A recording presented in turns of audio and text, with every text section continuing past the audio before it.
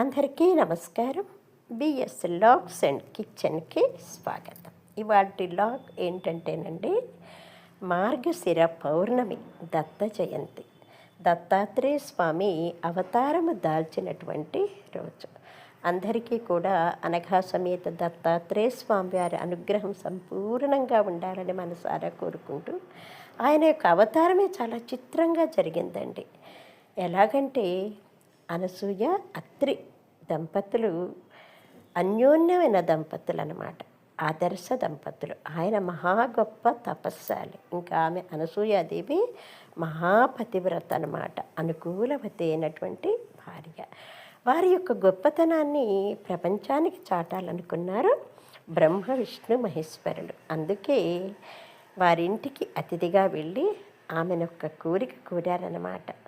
మీ దంపతులు మాకు ఆతిథ్యం ఇవ్వాలి. అది కూడా ఎలాగంటే, ఆమె దిగంబరి అయి గులకరాలను గుగ్గిళ్ళుగా చేసి మాకు పెట్టమని అడిగారు. ఆమె భర్త అనుమతి తీసుకొని వారి ముగ్గురిని కూడా పసిపిల్లల్ని చేసి దిగంబరి అయి గులకరాలను గుగ్గిళ్ళుగా చేసి వాళ్ళకి తినిపించింది. మహాలక్ష్మి, సరస్వతి, పార్వతీదేవి వచ్చి వాళ్ళ భర్తల్ని గుర్తుపట్టలేకపోతే ఆమె వారిని మళ్ళీ నీళ్లు చల్లి వాళ్ళ భర్తల్ని వాళ్ళకి అప్పగించిందనమాట.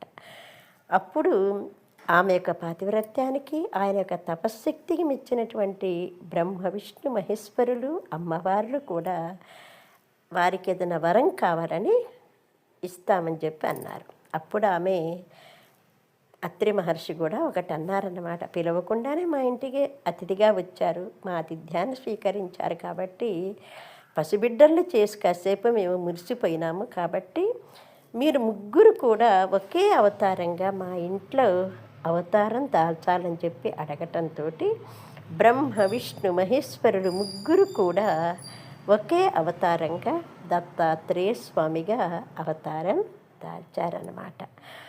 ఆయన యొక్క భార్య అనఘాదేవి మహాలక్ష్మి స్వరూపిణి.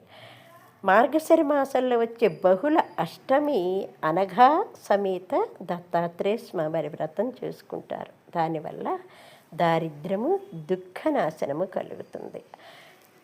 దత్తాత్రేయ స్వామికి మల్లెలు, కలువ పూలతోటి కనుక పూజ చేసినట్లయితే ఆయన యొక్క అనుగ్రహము త్వరగా కలుగుతుందన్నమాట.